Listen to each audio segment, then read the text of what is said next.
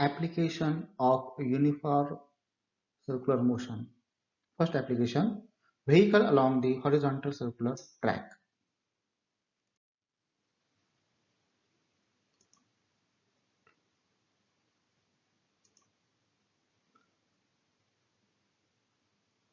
When a car is moving along curved horizontal road, the necessary centripetal force provided by the friction between tire of car and the road surface. इथे तीन force कारवरती act होणार आहे. एक जो असणार आहे frictional force toward the centre of circle, दुसरा असणार आहे नॉर्मल, तिसरा असणार आहे वेट ऑफ कार. तर नॉर्मल आणि वेट ऑफ कार हे एकमेकांना काय करणार आहे, बॅलन्स करणार आहे आणि necessary centripetal force provided bye frictional force. Frictional force जो मॅक्झिमम जो असणार आहे, जेव्हा मॅक्झिमम स्पीड असणार गाडीचा त्यावेळेस फ्रिक्शनल फोर्स मॅक्झिमम असणार आहे आणि तोच आपल्याला सेंट्रिपिटल फोर्स देणार आहे. Therefore centripetal force is equal to mv² upon r. आणि we know that the centripetal force always less than equal to the frictional force, maximum frictional force. Therefore, we can write mv² upon r is less than equal to mu mg. Mm get cancelled, then we get v is equal to or less than under root of mu rc.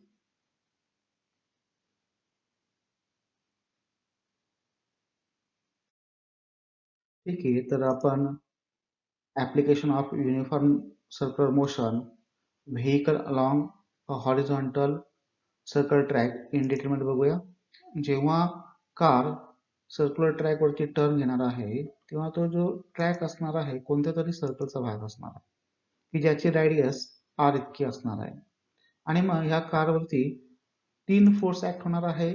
पहिला जो force असणार आहे तो असणार आहे frictional force, दुसरा असणार आहे नॉर्मल आणि तिसरा जो आहे तो वेट ऑफ कार. तर when a car is moving along the curved horizontal road, the necessary centripetal force provided by the force of friction between tire of car and road surface.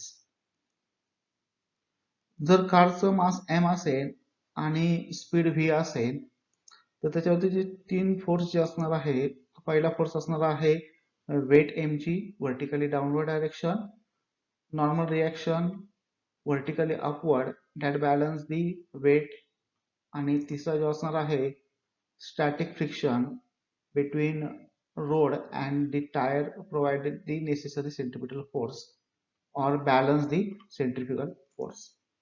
हेच आपण mathematical equation मध्ये लिहू शकतो. जो काय तुमचा normal reaction आहे ती वेटला काय करते, बॅलन्स करते. त्यामुळे आपण असू शकतो n is equal to mg. Second जे आहे frictional force necessary centripetal force provide करणार आहे आणि सेंट्रिपिटल फोर्सचं इक्वेशन जे असणार आहे mv² upon r. then we can write F is equal to mv² upon r.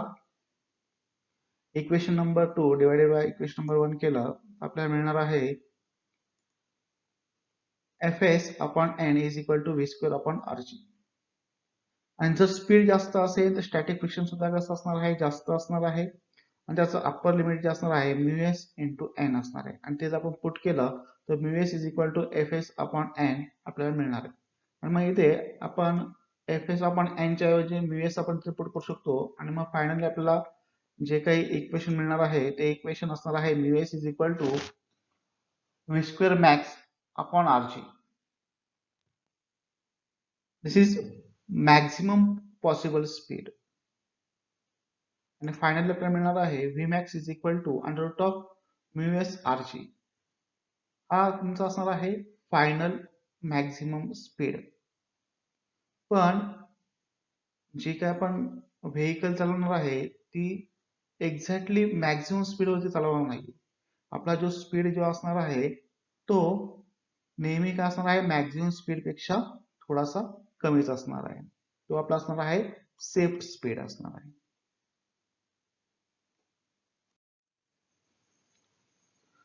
बघा फोर व्हीलर साठी जे फिजिक्स असणार आहे ते फिजिक्स टू व्हीलर साठी लागू नसणार. म्हणजे फोर व्हीलर साठी जो काही सेफ स्पीड असणार आहे त्यापेक्षा जास्त स्पीडने टू व्हीलर जी आहे ती मूव्ह होऊ शकते. तुमच्या टेक्स्टबुक मध्ये क्वेश्चन विचारलेला आहे, while driving along an unbanked circular road two-wheeler ride has to lean with the vertical. Why it's so? With what angle the rider has to lean? याच्यामध्ये जर आपल्याला टू व्हीलरचा जर स्पीड वाढवायचा असेल तर आपण लीन होऊन म्हणजे थोडस बेंड होऊन काय करू शकतो तर स्पीड टर्न घेऊ शकतो, सेफ टर्न घेऊ शकतो.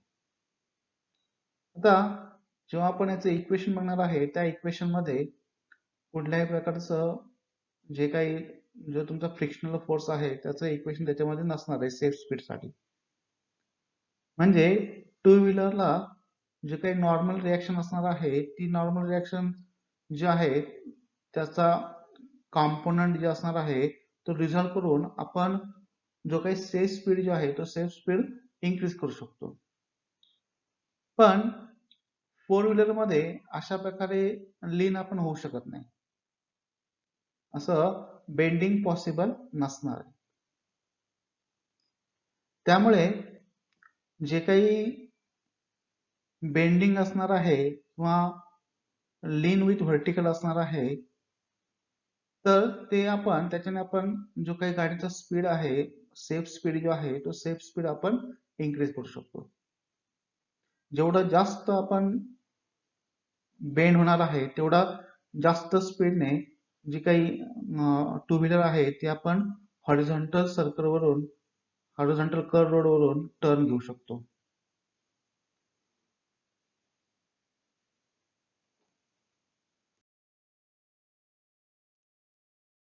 Application of uniform circular motion vehicle on bank road.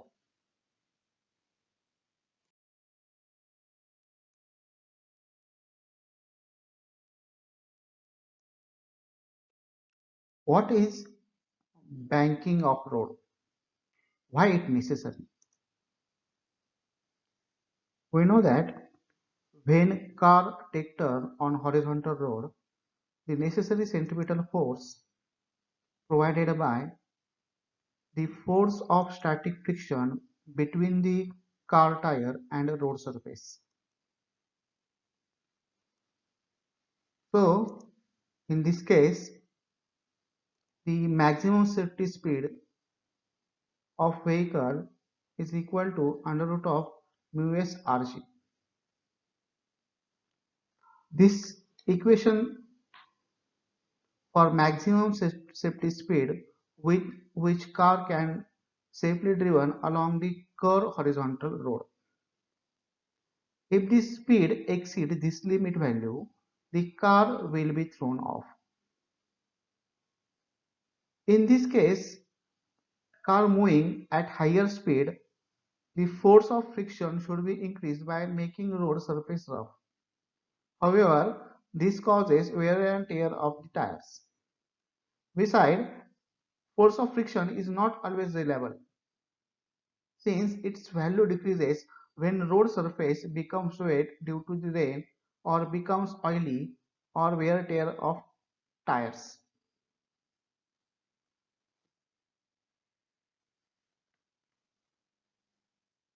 The frictional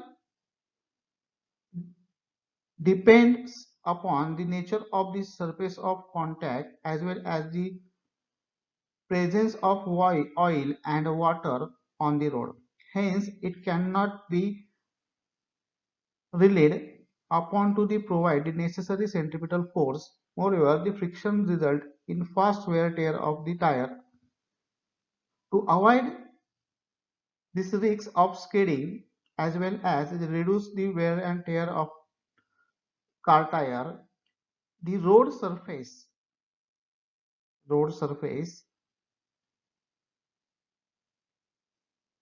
at bend is still inward, that is The outward side of road is rise above its inner side. This is called banking of road. On bank road, the resultant of normal reaction and gravitational provides the necessary centripetal force.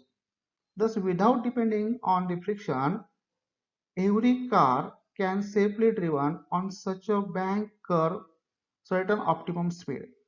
Hence, road should be properly banked at bend.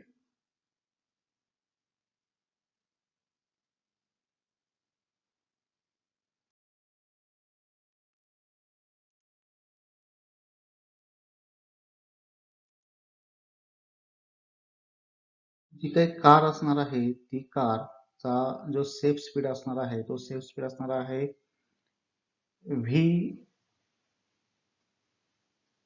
Less than equal to under root of mu R जी.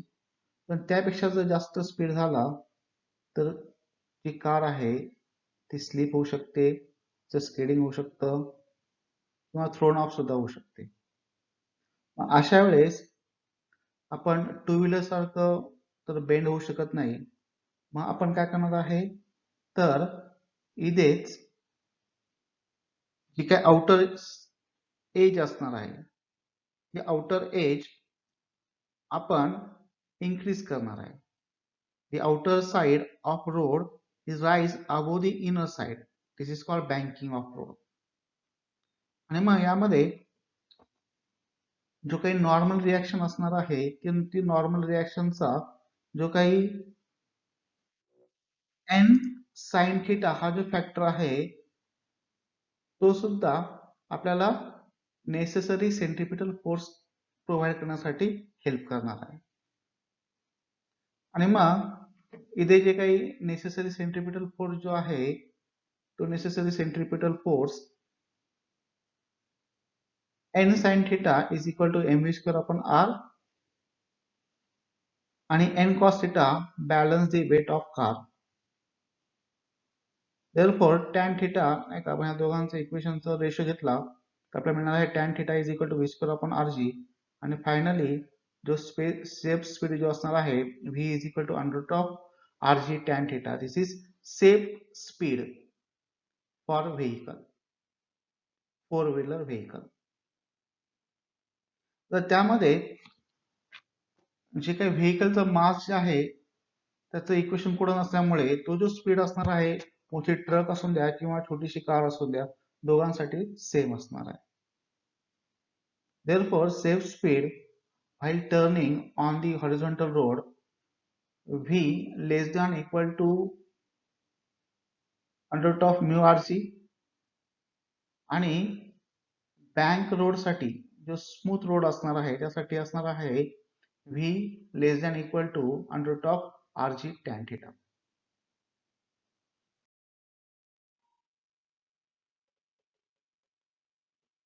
आपण जो smooth bank road वरती most safe speed find out केला.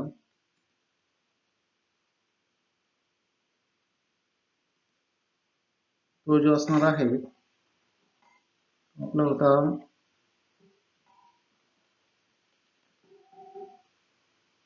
v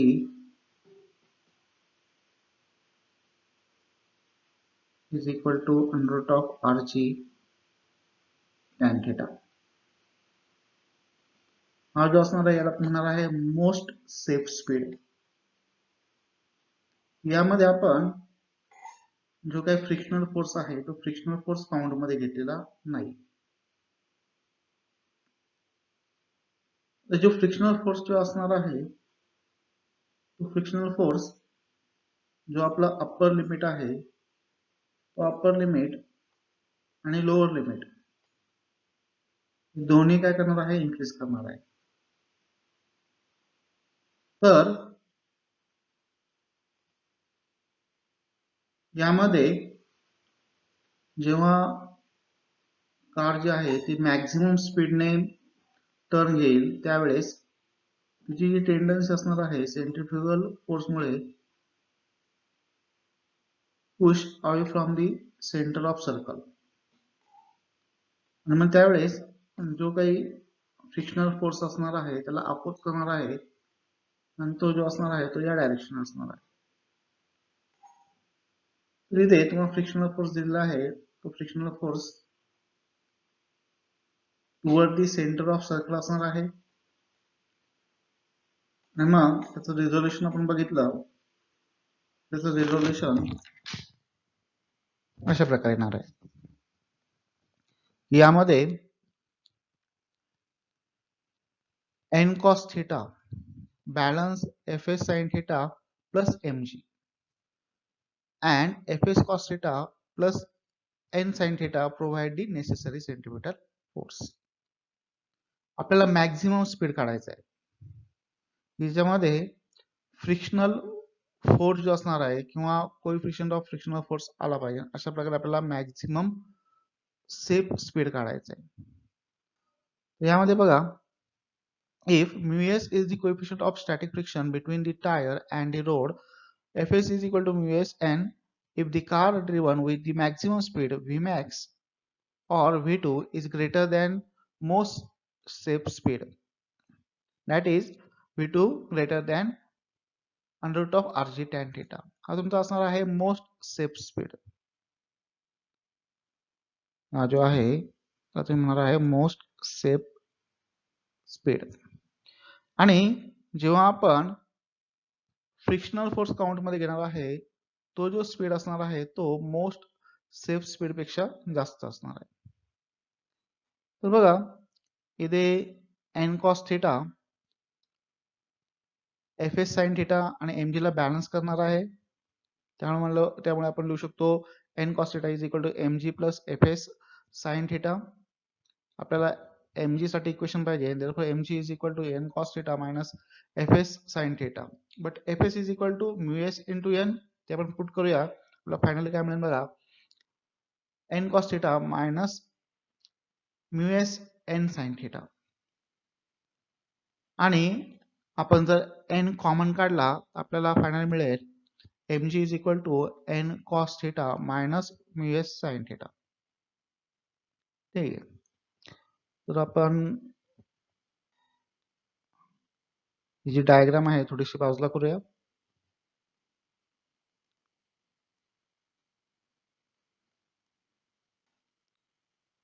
तर बघा, आणि इकडे जो necessary centripetal force जो आहे तो नेसेसरी सेंट्रिपिटल फोर्स आपल्याला fs cos theta plus n sin theta provide करणार आहे. therefore the necessary centripetal force म्हणजे mv square max upon r is equal to n sin theta plus fs cos theta. तर इथे fs is equal to μs into n आपण put केलाय आणि n common काढला आणि फायनली आपल्याला equation मिळणार आहे m v square max upon r is equal to n in bracket sin theta plus μs cos theta. Divide equation 2 by 1, we get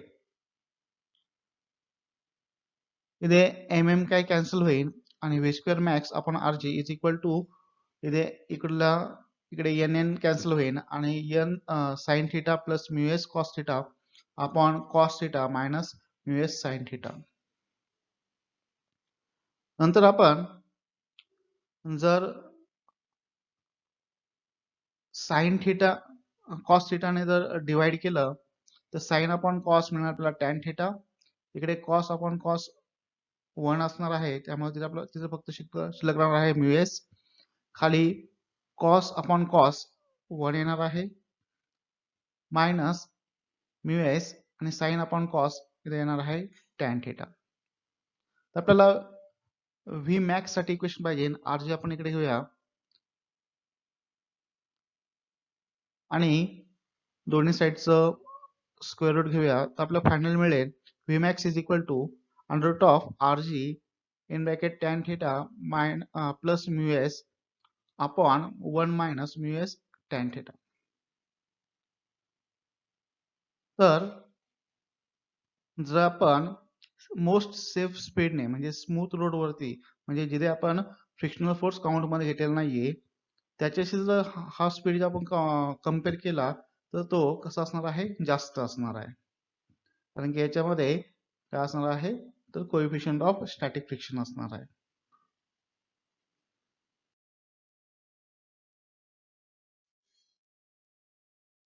bank road lower speed limit.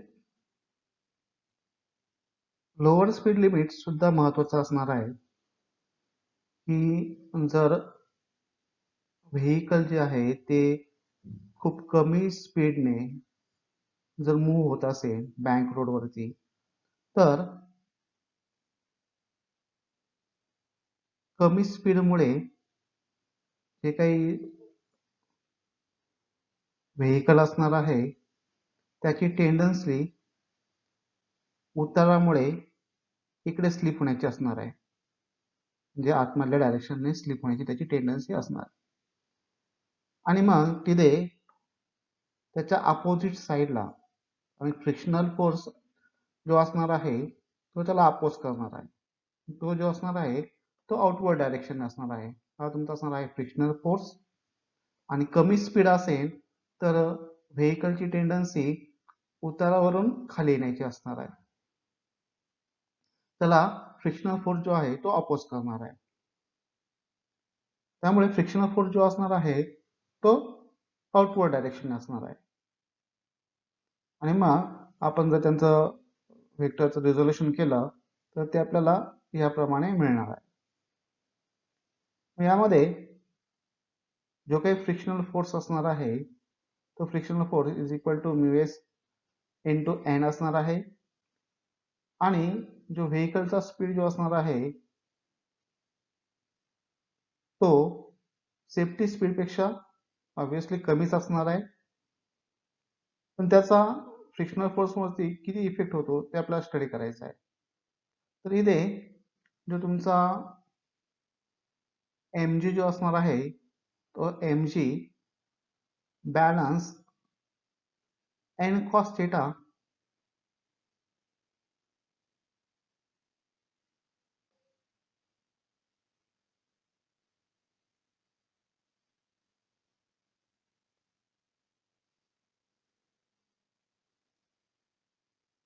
बघा इथे M G जो असणार आहे तो M जी हा N cos theta आणि F S sign थिटाला काय करणार आहे बॅलन्स करणार आहे. आपल्याला एम जी साठी आपण इक्वेशन काढणार आहे. इथे आपण एफ एस ची value mu S into N घेतलेली आहे आणि एन इथे आपण कॉमन काढला तर आपल्याला इक्वेशन मिळालं M G is equal to N in bracket cos theta plus mu S sine theta. नंतर जो काही नेट फोर्स असणार आहे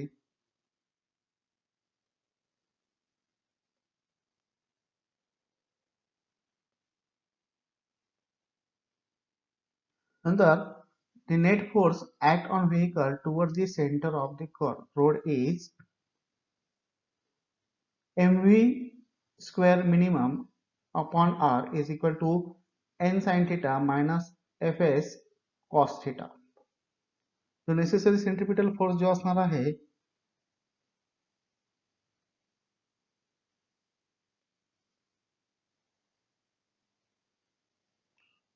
तो इथे n sin theta minus F S cos theta हा जो कंपोनंट आहे तो आपल्याला नेसेसरी सेंट्रिपिटल फोर्स प्रोव्हाइड करणार आहे. मग यामध्ये एन आपण आपल्याला कॉमन काढायचं आहे तर इथे आपण एफ एच ऐवजी लिहू शकतो म्यू एस इंटू एन. त्याच्यामधून एन कॉमन निघेल आणि फायनल आपल्याला मिळेल M V minimum square upon R is equal to N in bracket sine theta minus mu S cos theta. Equation number 2 ला आपण 1 ने डिवाइड केलं हे तुमचं असणार आहे इक्वेशन नंबर 1. हे तुमचं असणार आहे इक्वेशन नंबर 2. आपल्याला फायनली मिळणार आहे V minimum square upon R G is equal to sine theta minus mu S cos theta plus mu S sine theta. आणि मग आपल्याला finally mu S V minimum साठी इक्वेशन पाहिजे. आपण इथे काय केलेलं आहे तर कॉस थिटाने डिवाइड केलेला आहे आणि कॉस थिटाने डिवाइड केलं तर साइन अपॉन कॉस मिळणार आपल्याला टॅन आणि कॉस अपॉन कॉस 1 असणार आहे म्हणजे फक्त म्यूएस शिल्लक राहणार आहे इथे कॉस अपॉन कॉस 1 होणार आहे आणि साइन अपॉन कॉस देणार आहे टॅन आणि फायनली आपल्याला जे काही इक्वेशन मिळणार आहे V minimum is equal to under root of R G in bracket tan theta minus mu S upon 1 plus mu s tan theta. This equation gives the lower speed limit on bank road.